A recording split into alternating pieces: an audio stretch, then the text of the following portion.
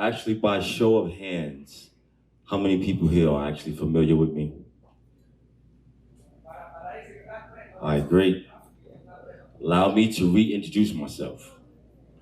And I actually owe you guys an apology at the same time. Because I had to create a persona. I had to create Phoenix in order to just operate, in order to be, have some fun, get a job, and work. What's up, Slim? Before I get deep on y'all, I like to do this. I wrote a couple of different things I want to share with y'all. Can you repeat after me? I am great. I am great. I am the master of my own destiny and fate. I am the master of my own destiny and fate. This is my journey. No need to wait. This is my journey. No need to wait. That's what's up. So it's really that simple. Just take control of your own life. Or is it? So Elon Musk, CIA, are finally admitting that we live inside of a matrix. Have you heard this? Anybody are familiar? Any of you guys are familiar with this? You seen the movie, The Matrix? Are you familiar with that? Yeah. Okay, The Matrix, the movie, was written by a beautiful sister, a queen. Her name is Sophia Stewart. She actually lives here in Las Vegas. She wrote the film The Matrix. Also, she wrote Terminator. Both of those films were stolen from her. I was part of the, you had to sign contract. It's called the NDA, a non-disclosure agreement. So we couldn't speak about the case until she won her case. Of course, she got the biggest payout ever in Hollywood history, but they took her film, they took her idea, and they twisted it. Of course, Keanu Reeves was that was supposed to be Will Smith's role. Would have been weird, huh? Fresh Prince and shit. It's Neo. Nah, I couldn't see it. Keanu played a great role. But he was set up for that role. He was set up to be Neo, to be the Neo, because Neo means new. He had done other films, we knew him from, hey dudes, let's play like Bill and Ted's Adventure, but he did Johnny Mnemonic before he did that film. So a lot of the nuances and things from The Matrix was actually taken from that first film that he did called Johnny Mnemonic. Guys, I'm a big film buff, big movie buff. Like I said, I owe you guys an apology. My real birth name is Muhammad Ali Lamont. Lamont being French Haitian. Naboule.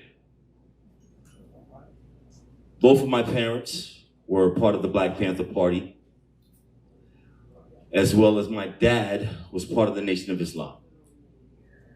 I don't know if it was like COVID or what finally got into him, but 2 years ago, he finally decided to tell me what his role was in the nation. And it broke me down to my knee. Literally, I don't know if you guys ever got some information when you just buckled. I can't even. He told me he was Malcolm's bodyguard. And he was supposed to be there the night of the Autobahn. Y'all ready to unpack this? Like I said, I owe y'all an apology. I've been holding all this stuff in. I've been breakdancing with Steve and did you karaoke, Yeah, I've been doing, I'm over with Spearmint Rhino to tossing up money. I've been fornicating. I've been wilding. I've been wilding out. I've been wilding, y'all. Like I said, I created the persona Phoenix in order to do these things because under Muhammad Ali, I would never been able to do these things. I had no fun. Y'all wouldn't even got a chance to meet me here in Las Vegas. I was here on that proverbial night that Tupac was shot and killed. I was a driver for escort service. I was on a low, super duper low. I got a lot of history too here in Las Vegas. That was in the 90s. So I've been coming here to the city since the 90s. something in my spirit, in my soul told me to come here. You have a thing called your spirit guides. If you be quiet enough, you be silent yourself enough. Some people call it your conscience. And my conscience said I shouldn't have messed with her. It's your conscience. With women, it's called intuition. Because they know when your dumb ass is lying. It's an embedded thing that they have, man, from that biblical cord, from being the mothers. None of us would be here without a mother. Or a mom. This is a man's world. Yeah, right. They wouldn't be shit without a girl. Could be no men or no women. So, born and raised in Marcy Projects, y'all. Yep. A lot of people ask me, you know Jay? Of course, man. Of course I know Sean. Of course, man. But I don't know him like you guys know him.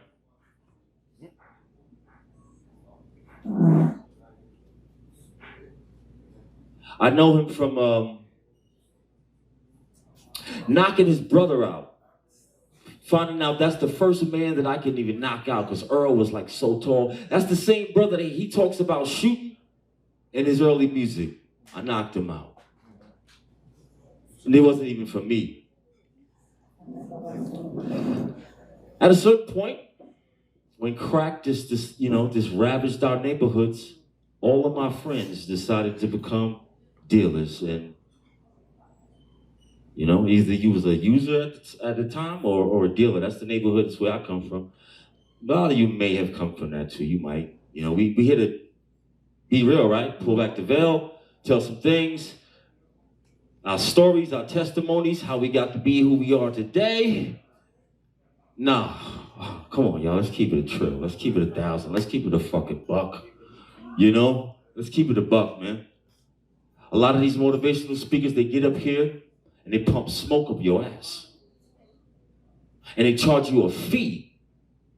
Hey man, if you really here to motivate me and you really here to help me, bro, check this out. I'm down here on the dirt. I'm a 4th generation welfare recipient. Why don't you throw me a little bone first? Throw me a little bone, and then maybe I can rise up to the level where you at. Maybe. Adversity, y'all. Adversity. All of us. I mean, I don't think anybody here's a trust fund baby. I don't feel that vibe from any of you. I feel like everybody here is kind of self-made. Am I right? Am I right or am I wrong? I mean, correct me if I'm wrong.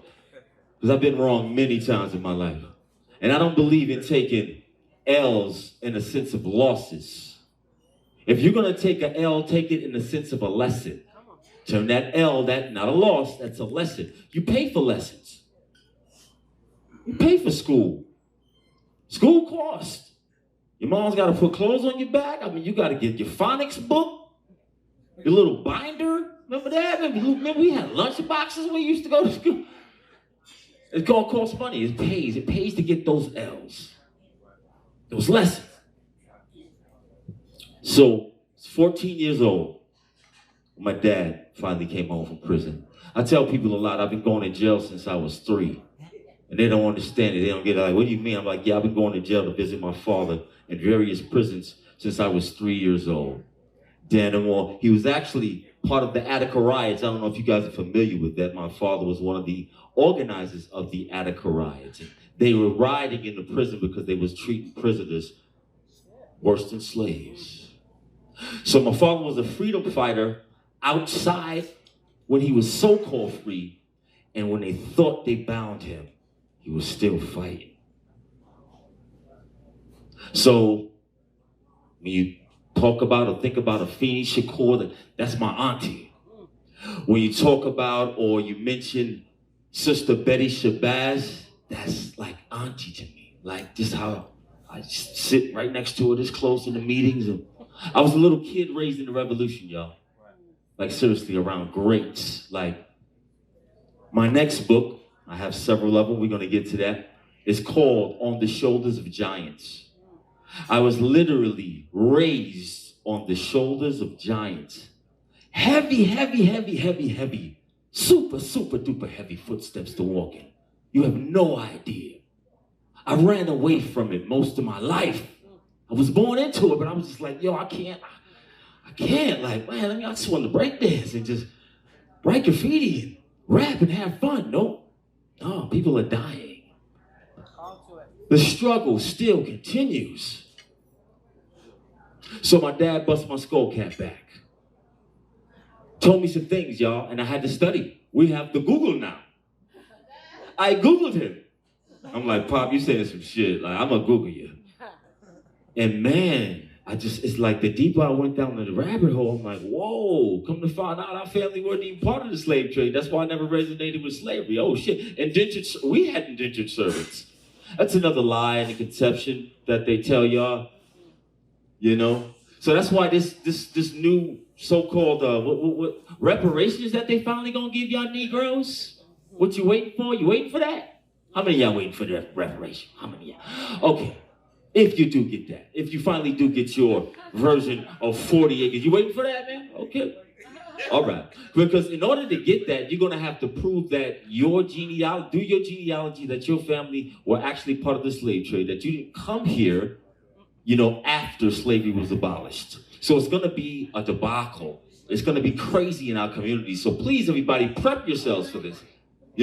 Because Johnny and actually the Washingtons, because anybody with the last name Washington, that means that you was on the Washington plantation.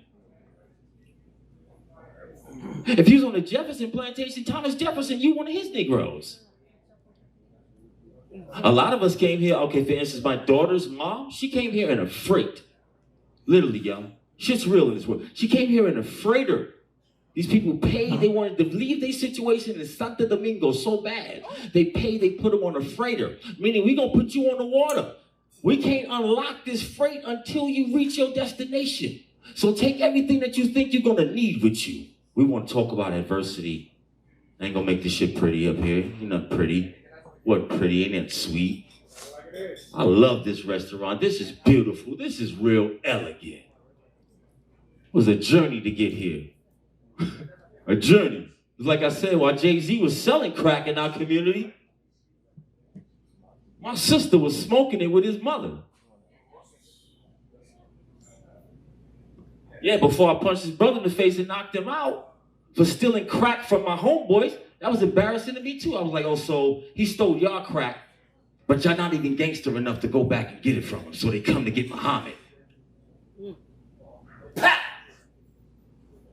Why did I do that, y'all?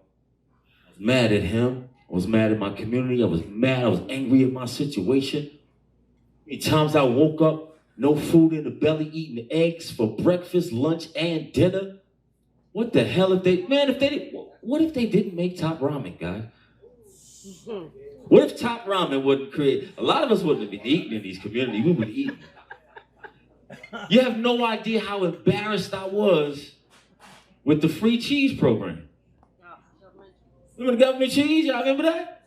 And then remember they upgraded the canned meat? They started giving you canned meat, stuff like that too? Yeah, my parents we brought that to the community.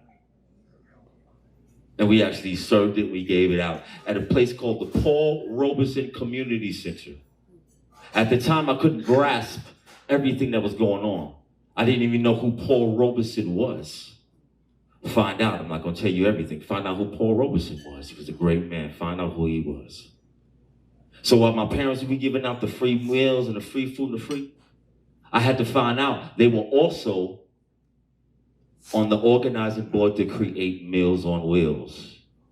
That's what the Black Panthers did, guys. We fed our communities. So 14 years old, meet y'all. My dad gets home from prison. I don't even know how to react. I don't know how to act to him. Like I basically grew up without a father. During this whole time, I am going to the Kingdom Hall. I am no longer, getting on my knees praying 5 times a day. That's what Muslims do. You don't need to pray 5 times a day to the east, to Mecca. So now I'm in the Kingdom Hall. This religion, this whole switch. From the Kufis into like, oh my, I'm King Wolf, falling asleep. Okay. Let me wake up. What y'all talking about? Who? Revelation? What? Where we at right now? Adversity, y'all. A lot of you are the sum total of your parents' life. Like, when you gonna start living your life? When you gonna start doing you? Are a lot of you still in here doing what you think your parents or someone else wants you to do? Or are you doing what you're supposed to be doing? Are you doing what God intended for you to do? 14-year-old boy sitting on the couch. My father told me, he said, son, the CIA and the FBI, our telephone has been tapped since you were born. I'm like, damn.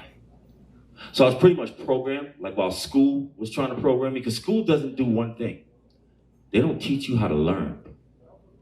School teaches you how to be obedient. It's going to teach you how to stay in line. Get in line, y'all. Get in line. Get in line. It's so funny. If you go to the military, you're going to find the same similarities of school. If you ever get your ass locked up, go to prison right there, CDC, you're going to find the same similarities. They feed you the same ways, the same trays. I was like, this is, man, what the? We are all indoctrinized. All of us, y'all. All of us. And guess what? It's okay. It's okay. Again, adversity, and we rise above. Because we need civility, and we need some order. We need order in the world. Everybody needs order. What if they didn't teach us how to stay in line? Boy, girl, burger. You know, it was indoctrination, but we needed that. So for years, I had all this information, but it's like, okay, you give me half and then don't speak.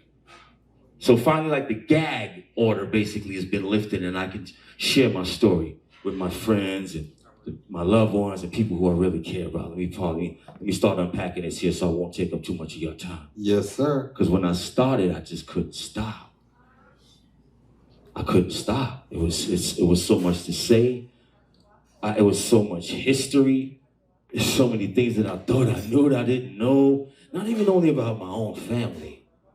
The first one is about my dad. It's called Sins of the Father. Because sins of the father fall on the son. Birth of a nation, Nat Turner with a gun. Nigga, if you scared of revolution, better run. Harriet said, freedom or death, we all done. And so it's truly, the government tried to screw me. They wanted to Malcolm X me out like they did Huey. I had to cock back the steel like I was Bobby Seale. I'm not a street nigga, I train like a Navy SEAL. Oh yeah, it's about to get real, word to mama. I'm blacker than Don Cheadle in Hotel Rwanda. Y'all don't really want no fucking beef with Wakanda. Remember King Kong from the Congo, I'm a monster. I smoke pounds of weed like I'm a Rasta. You ain't the original man, fucking imposter. Tony Stark thought his arc light had the power. Axe Captain with the shoulder. Y'all ain't fucking with T'Challa. Oh my Wakandans, what up? Nigga holler from the balcony with Dr. King in his last hour. Spitting like Malcolm on the stage in his final hour. In the crib with Fred Hampton when them pigs let the bullets shower. Okay, anyway. I'm sorry. Hold on, my bad. My bad. My man is an author, an artist. He's amazing. Sins of the Father, y'all. It's right, all these books on Amazon. It's a story to go along with the books too, and I wanted to motivate you guys here also to do this. I wasn't a high school dropped out. I was a high school kicked out. Same here. I was a high school kicked out. When my teachers found out that I had more knowledge and wisdom than them, you know, they got pissed off. You know, one day I got called into the principal's office. She tried to basically violate me, and when she found out who I was and who my parents were and my background, she was like, I think we're failing you here, Mr. Lamont. I'm sorry, we're gonna send you to another school. And that school was just worse than the school that I actually went to. It's called Eastern District High School in New York City. It's actually the worst school in the district. My school was one of the first schools in New York City to get, you know, the metal detectors and what have you. So it's like, imagine coming to school as a kid, you know, to learning institution, but I felt like a criminal every day coming to school, and I wasn't. Second book is about my mom. She was also part of the Panthers 21 with Afeni. It's called I Always Love My Mama, because I will always love my mama. She passed away of pancreatic cancer. Wrecked my life.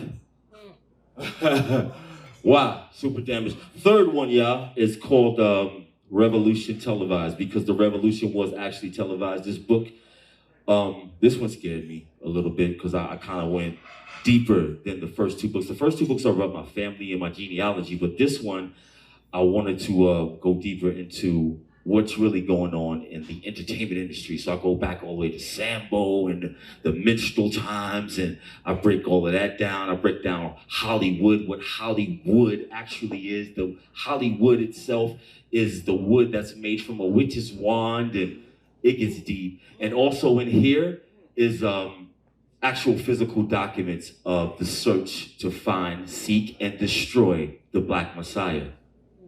These fucking people out of their mind, y'all. Like they actually literally they thought that, they were actually more afraid of Malcolm, probably Martin Luther King, than they were Malcolm X. Yes, brother, I'll take any. Oh, for sure, oh, for sure. All these things are here for sale, guys. That's why I brought a couple of copies for you guys to get from me, man. This one, whoa.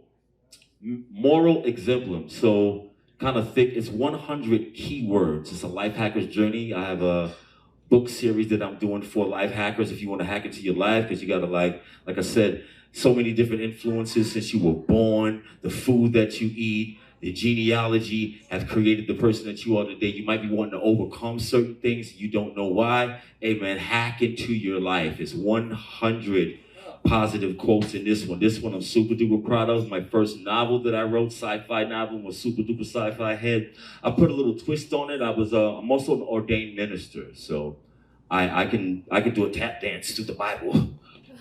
You know, if I wanted to up here and just have y'all like, praise the Lord, oh God, you know. But so I put a twist on it. So instead of the second, because so many people's misconceptions about the second coming of Christ and the Christos. The Christos is an anointing anybody can partake of, but I made it a female. Her name is Christina Eloah. Eloah is short for Elohim. Now this is an easy read. This is for everybody. This one is kind of inspired by my father, my brother, and so many others who were incarcerated. I remember my brother did 10 joints, man, 10 long years. And he came home from prison, and he got frustrated because he couldn't even work the remote. Very frustrating for him. I seen that in him, just like, he, you know, just drew up his anger. This one is called How to Navigate the Digital Landscape. Because we're moving so expeditiously fast with technology and computers, it almost missed my generation. You know, a lot of like, oh my God. My brother just fucking found out that he can send a picture through text. Seriously, I just went back home to do a book tour, and I was like, are you serious, bro? And no, but let me tell you what the first, because Negroes, right? See, brother family, right? Let me tell you what the first thing you do, though. He just found out that he can send a picture through text, and what does he do on his first video text? Threatening my other brother. Nigga, if you don't come to the house to see mommy and check on her. Black people, I love you. You know why they call us Negroes? Because we need to grow. A lot of us need to grow. Come on, folks. Yeah, it was funny. It was fucking hella funny. It was supposed to be funny, because that shit is real. I can tell he feels me. He feels me. Guys, like I said, high school kick out, I felt like I felt my family. I felt like I felt my parents. And like I said, a lot of people, when you're sitting like right next to people like Betty Shabazz, like, I don't know if you guys are familiar with a man named Dr. Sebi.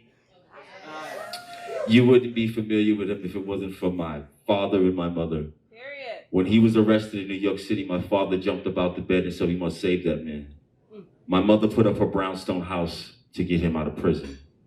He said, I don't have any money to pay you guys, but I can heal you and your families. One of my elders, no disrespect to him, was impotent, couldn't get a hard on, Sebi stuff, Maya, Nervino, his formulas got him back right. The man taught me so many things. It was just an honor to be able to walk from my projects to Dr. Sebi's. That's why my series is called Surviving Marcy. Because I had to, if I would have stayed in that environment, man, it would eventually got to me.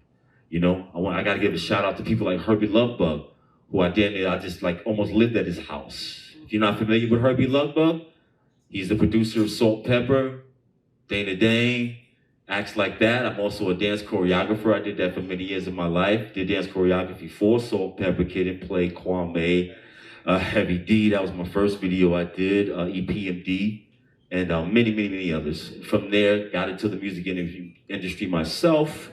Multi-platinum recording artist, got a lot of stuff overseas. Industry is very wicked, very wicked. I decided on my own that I didn't want to get too deep, you know, because they're going to offer you things, you know, and it's up to you to choose whether you want to accept these things or not. Again, I don't know, I might supposed to be coming up, talking and speak again. I don't want to take up too much, you know. Again, so much time. The books is here, y'all. We're going to do this. I definitely am so proud of this guy, this gentleman over here. Art is one of my first friends that I made when I lived here and came to Las Vegas. He's actually like my 5th friend. I'm such of a nerd when I and I'm in good company. things. I'm in really good company. Shout out to Dewey Cooper, Iceberg Slick, some legends. This is Phoenix Orion, everybody. I love everybody, man. I'll be back. I know that was a lot.